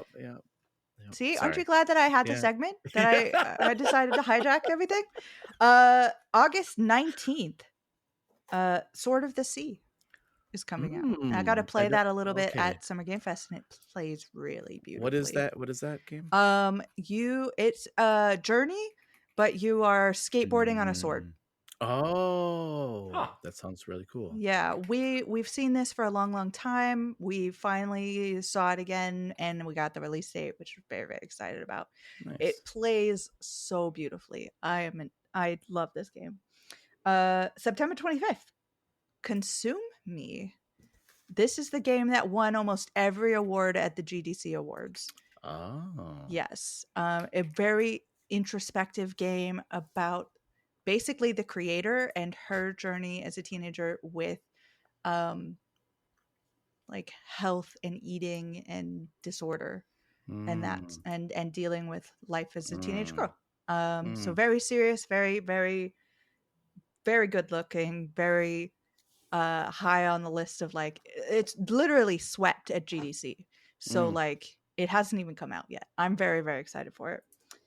Mina the Holliver, as we said, October 31st, and then Cairn, November the 5th. What is this last game? What is this Cairn? game? It is a climbing, one of the very many indie climbing games. It had a demo, I don't think in this Next Fest, but in a recent Next Fest. And it's all about, it's very tactile, so you are kind of like climbing, like legitimately climbing with all your hands and feet and all those inputs and stuff. When you get to a ledge, you can collect things and cook things for your betterment. You are trying to get to the highest peak, and there are some kind of social things that seem to be going on in the background as well. And this is one of those games that I'm really intrigued by, because even just the title, that title can describe a pile of rocks, essentially, that mark perhaps a trail. So that can be used in that way. But the word I typically like, the thing I typically associate cairns with is graves. That's a grave marker in a lot of cultures. So like there's something about this game that's going to be quite deep and kind of in that level, which I'm ready for. So yeah, keep those games on the horizon. Hopefully we get more release dates. We don't have, say, the release date for Mixtape, which everybody loved at Summer Game Fest. So yeah, that game looks really good too. Very cool. Well, before we head out, why don't we tell people how they can find us or read about our stuff? Jill, I'll start with you. How can people find you and read about your stuff, and where can they go? You can go and check out the indieinformer.com. That's where all my stuff is going to eventually end up. If you want to check for socials on Blue Sky, it's at the Indie Informer. And if you want to look for me specifically, it is at Finruin, FINRUIN. Nice. Jake, how can people find you and read your stuff that you've made and produced? Yeah, so you can look me up on Blue Sky at Clobbinson, CLOBBINSON. And you can see my reviews and previews at the Gamerheads podcast as well. So, yeah. Nice. Zeb, how about you? You can find me on Blue Sky at ZEBear, and my reviews and previews at gamerheadspodcast.com. And Phil, what about you? I don't even know you can find me anymore, man. Like, I'm on that old website at BNow23. I'm at Blue Sky at BoardNow23, I believe. Yeah. If you follow the wind chimes through the forest. That's right. Yeah, just come find me. I'm in a cave somewhere. Hanging out with a bear. Yeah. Lots of bears. Hanging out with lots of bears. And listeners, you can follow us on Blue Sky at gamerheadspodcast.com. You can go to our website at gamerheadspodcast.com to read our reviews and listen to this podcast or our previous episodes as well. And if you want to follow me, you can follow me on Blue Sky at Rogue Leader 1976. Or it's just 76. It might be just 76. It's probably just 76. I dropped the 19. Jill, thank you so much for joining us this week. It was really great having you on the show. I'm glad that I could come over and take over segments and derail as much of the conversation as possible. Of course. Jake, thank you so much for joining us this week. Thank you. Zeb, thank you so much for joining us this week. Thank you. Phil, it was good to see you. I'm so glad you joined us. Good to see you as well, Roger. I sorry I didn't contribute more, but wasn't really prepared. I just kind of had free time, so I said, what the hell, I'm jumping in. And I appreciate that. And listeners, thank you so much for giving us a listen. If you like what you hear, consider leaving us a review. We would love to hear what you have to say about the show. Make sure to follow the Indie Informer. I'll put all the links in the show notes as well, so you can go check out the website and follow her on social media as well. With that, everyone, see you next week. Stay safe and game on. Bye. Bye. Take care.